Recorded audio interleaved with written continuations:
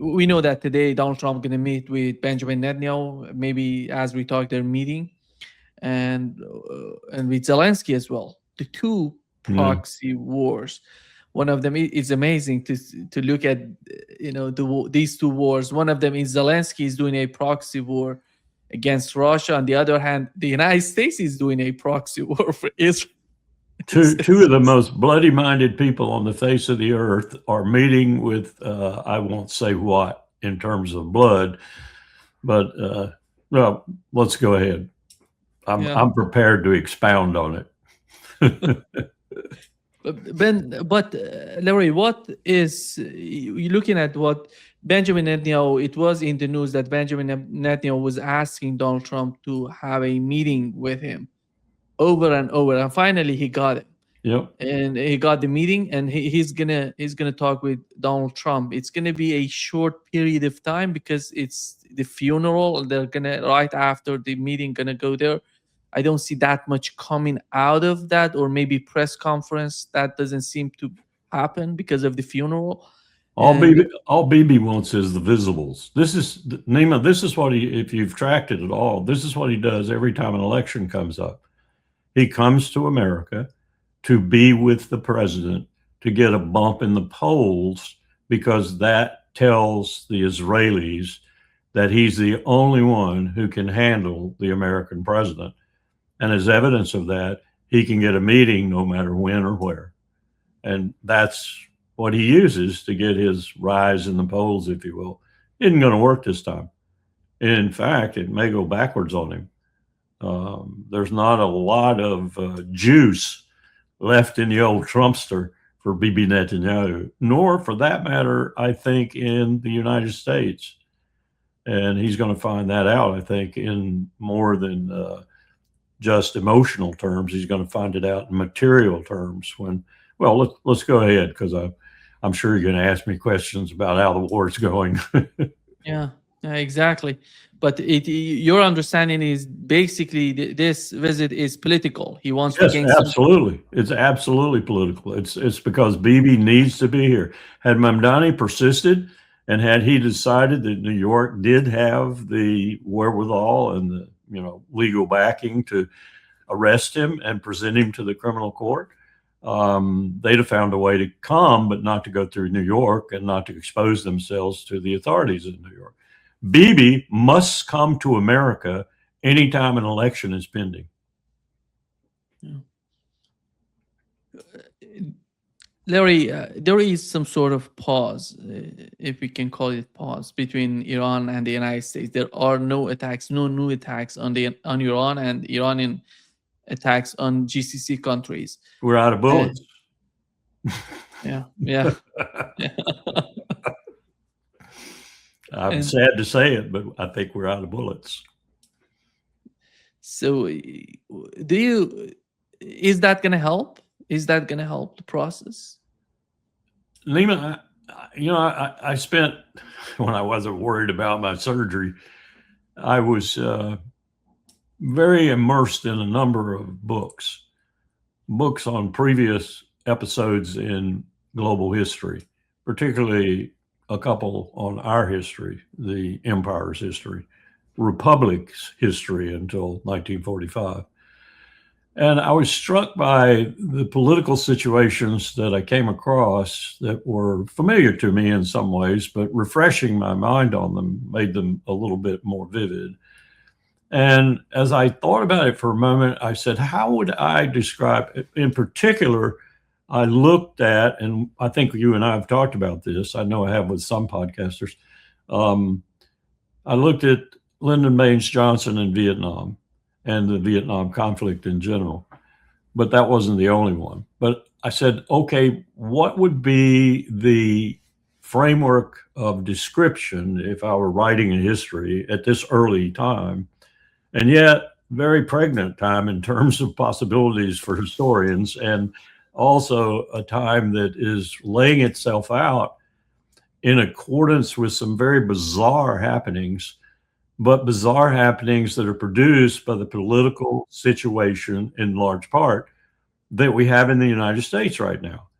which is probably the most unique political situation in my view of our 300 years of history, colonial period and national period. And it's made so by the characters, is most politics and political situations in any country, but particularly the United States, by the characters involved in it, by the characters involved in the decision-making process, the advising of that decision-making process, and the procedures used in that process, which are bizarre for this administration, nothing like any other administration has ever done, not in the history of the country. And also the domestic and international circumstances demanding this collaboration and this decision-making. And what I think I'm looking at is a situation where this particular president, because of his own volition, really, is ensnared, is entrapped, is caught, use your verb, by a number of factors from which he cannot, Nima, not will not, cannot extricate himself. The first one is the one confronting him in the war he started. He started, that's an important point, on 28 February, I believe it was. And that's the war with Iran. He's trapped there by a number of factors, not the least of which is we're running out of ammunition in this war, as you and I discussed. But first of all, by the Strait of Hormuz, by the strategic importance still of that strait, and the upper hand that Iran has with regard to that strait. And the second thing he's trapped by, other things too with regard to this conflict, but the second big thing he's trapped by is his own problem, the nuclear program, because he created it. The moment he stepped out of the JCPOA in the violative of international law and even domestic law, really, way he did, he created this situation. He made this situation by his own hand and his own act, which was extracurricular to the way decision-making is supposed to happen in the empire, at least since 1945, 1947, actually. So he's trapped by the strait and he's trapped by the nuclear issue, neither of which he has the power, no matter how many bombs, if he had them, he dropped, to change. So that's the first way he's utterly trapped. And I'm going back to how LBJ was trapped, and Trump is trapped much more solidly and completely than LBJ ever was. And you saw what happened with LBJ in Vietnam and that wall over there with 50,000 plus American names on it. And he's trapped in a way that is very personal, whereas with LBJ, it was very political, domestically political, if you will. And the second thing I came to was this reality. He is also trapped in his desire to resurrect the U.S. presence in Southwest Asia, despite his losing this war and being virtually kicked out. He's trying to resurrect it through whom? The greatest state sponsor of terrorism on the face of the earth, one of the richest countries on the face of the earth, Saudi Arabia. And he's trying to do it by sacrificing everything he's fighting this war for in order to give them a nuclear program. And he's trying to do it. And guess who's thwarting him, in my view, at this particular moment, in that specific move? The Houthis. They're thwarting him in that. So that's the second thing he's trapped by. And he knows he's trapped there. He has to, because he was sent home with his tail between his legs, literally, before, when his Secretary of Defense said, we'll have them gone in a moment. Won't take long. The Houthis will get rid of them. And we limped out of the Red Sea area and had lost, clearly had lost, and expended a lot of munitions there too. So that's where he's trapped in his latest attempt to stay in the region and to use the Saudis as a tool by which he stays in the region. And then the third thing, and this is very different from LBJ's situation, which I was sort of using as a comparison. He's trapped by Bibi and everything that means, Israel and Bibi. That's domestic trap, think Marian Adelson and other people like that, and far more than her with regard to money and support of Israel. And he's trapped internationally because of some prospective expansions of this conflict if he's not very, very careful. And even if he's very, very careful, I think Israel's fate is doomed. It's sealed. It's finished. It will not be a democratic state in the Levant when all the fallout finishes. It might not even be extant, that is to say, existing, because if this goes deeper and wider, bringing in Turkey, bringing in ultimately China and Russia in a far more physical way, then we're talking about Israel being gone, disappeared from the face of the earth. And if it does survive, the only way it can survive is a genuine democracy that welcomes everyone into its borders and throws away the sign that says this is a Jewish state. And then the last thing I was looking at, and this is very different and unique for Trump, unique for H.W. Bush, unique for George W. Bush, and for LBJ too, but unique in the sense that different characters make different decisions and influence different types of execution of those decisions. Trump is unique. He's not HW. He's not George W. He's not LBJ. He's not Richard Nixon. He's not Ronald Reagan. He's not any of these people. And he's not even close. So what you're looking at here is him having very much trapped himself because of his political approach. And his political approach domestically and internationally, although it wasn't when he was running the second time, nor when he was first inaugurated, is to win everything. Don't retreat anywhere. Win everything. Don't lose anything at all. Win all the time. Now, that's his personal attitude also. We've seen that in his business dealings and other things, but win all the time. So what does a man whose entire political success, as much a facade as much of it is in both the international and the domestic arena, and as much as his followers are even now falling away from him, how does he win in this? And this requires the kind of person who can do what LBJ did, for example, which was seminal in his political career. He didn't run again. He stepped down, literally, more in the sense of the republic and what it means to be a decent leader, a good leader, a man of character, than Dick Nixon's retreat under the pressure of sure impeachment if he didn't, and his own party showing him the articles of impeachment and advising him to find another way to leave if he didn't want to be successfully removed by impeachment. And he did, of course, resignation.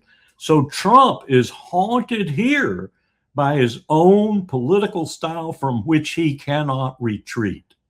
So in addition to being trapped by Bibi, in addition to being trapped by the Houthis with regard to Saudi Arabia, his only avenue back into the region, and in addition to being trapped by the realities of the Strait of Hormuz and the nuclear program, and probably it's already having produced a nuclear weapon, in my view, he's trapped by his own personality and his own character.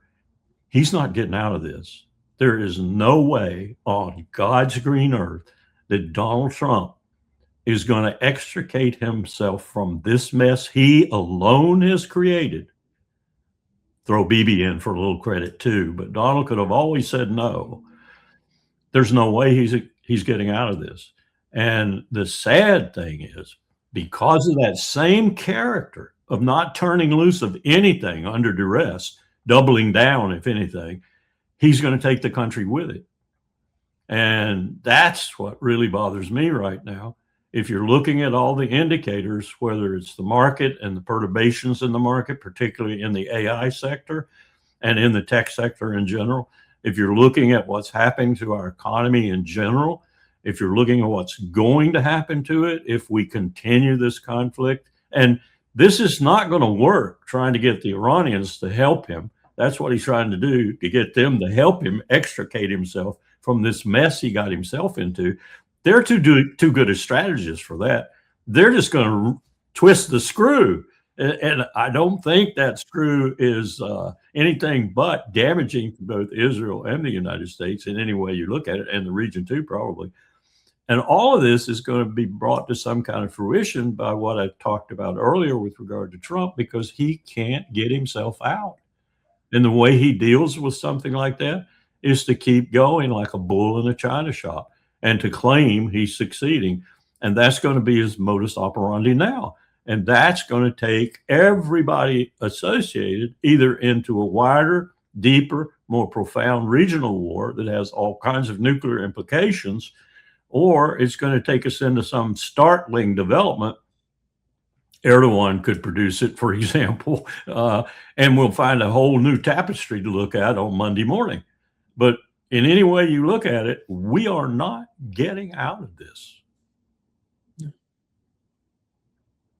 The situation was so complicated, Larry, but after Yemen joining the fight or putting the blockade on Saudi Arabia is getting more difficult to deal with, because the latest attack of Yemen on Saudi Arabia, as it was reported by Reuters, that Saudi Arabia Aramco has shut down its Jazan oil refinery, which has a production capacity of 400,000 barrels a day. And it doesn't just do that. It's a multifaceted facility that they took down. I mean, it does a lot of stuff other than just turning out crude. Not only the refinery, they hit two storage, oil storages in the same city of Jazan, and the other refinery yesterday was attacked, Larry, by, they said, in Abqaiq, as they call it.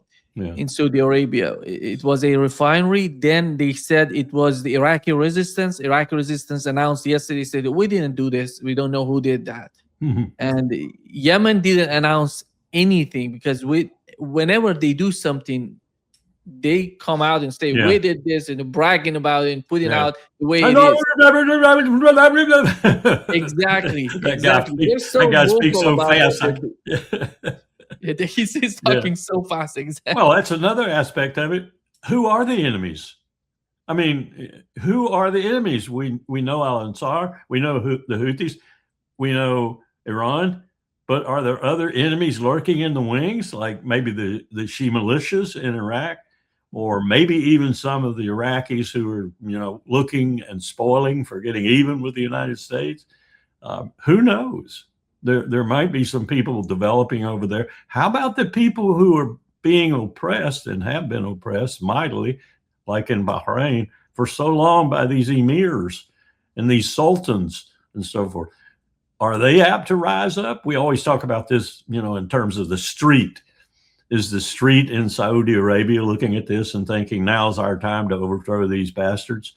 Who knows? But I guarantee you there's some things left in the woodwork that are going to start coming out as pressures are taken off. Remember the fear about the Arab Spring and how people across the planet, but particularly in this country and in the administration I was serving at the time, were truly worried, even the experts in the NEA and elsewhere in the State Department, about what this pressure cooker that was kept in the region on a slow boil, once the lid was lifted a little bit, would produce. There were people at State, for example, who were briefing the Secretary of State that we could see regime after regime collapsing in the region. Didn't happen. It didn't happen for a number of reasons, I think. But we could see that coming to fruition again in a much more forceful way, because this really is a relief, if you will, of the standard hierarchy. And whether or not they can build it back fast enough to keep these pressures in is questionable.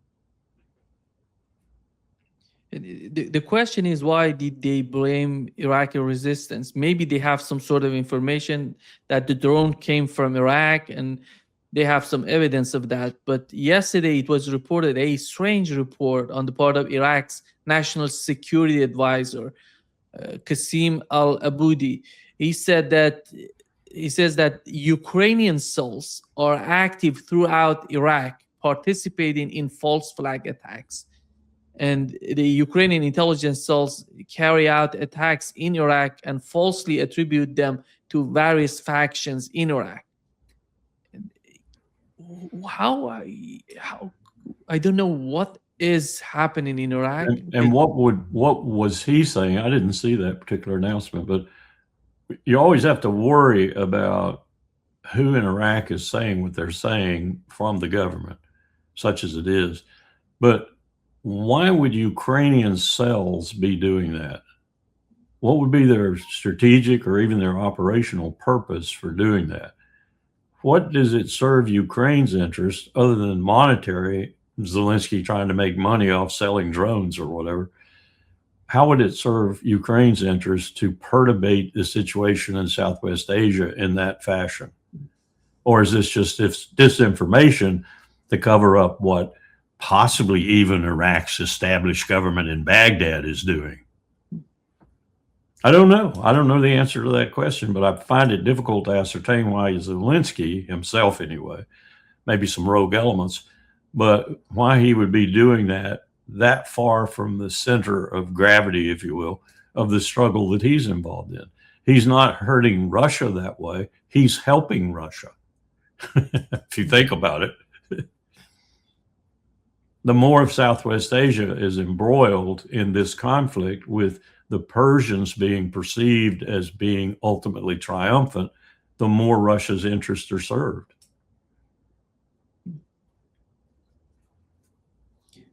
What the Iraqis are reporting, and together with what Zelensky did, attacking an Iranian cargo ship from Russia to Iran, and many people would argue, what was that? And well, I could see it if he was trying to hit a Russian-bound ship or a Russian ship that was carrying succor to Russia.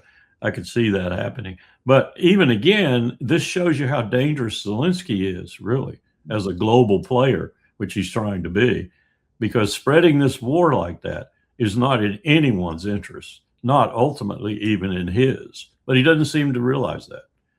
And I wouldn't put that past him, trying to hit a Russian asset far afield, as it were. I mean, you want to make sure Odessa is shut down. You want to make sure the Black Sea is nowhere in your purview anymore. You keep hitting things like he's hitting that are, pesky for Russia. They're sometimes destabilizing in terms of the political situation in that specific area. But by and large, all he's doing is putting off the inevitable. And the inevitable might be a lot more traumatic for him and for Kyiv and for the rump state that will be Ukraine than he's imagining right now. I don't see how he's putting forth to his people, as it were, any kind of concept that is convincing in terms of their long-term stability and even the long-term peace that many of them, I'd say a majority of them, yearn for. How long can this keep up, that you are defying the desires of your own people and at the same time causing them or asking them or forcing them to go die? This is unsustainable in my view. It's been sustained for a long time because of the Europeans and because of Washington. And we should bow our heads in shame for doing that. But we're not. We're doubling down, tripling down, whatever, as is Berlin, Paris, London. Another theater where be careful what you wish for. You might get it. In this case, getting it is getting something from Putin that is absolutely indicative of his knowing he's at war with NATO and all the members thereof, not just Ukraine.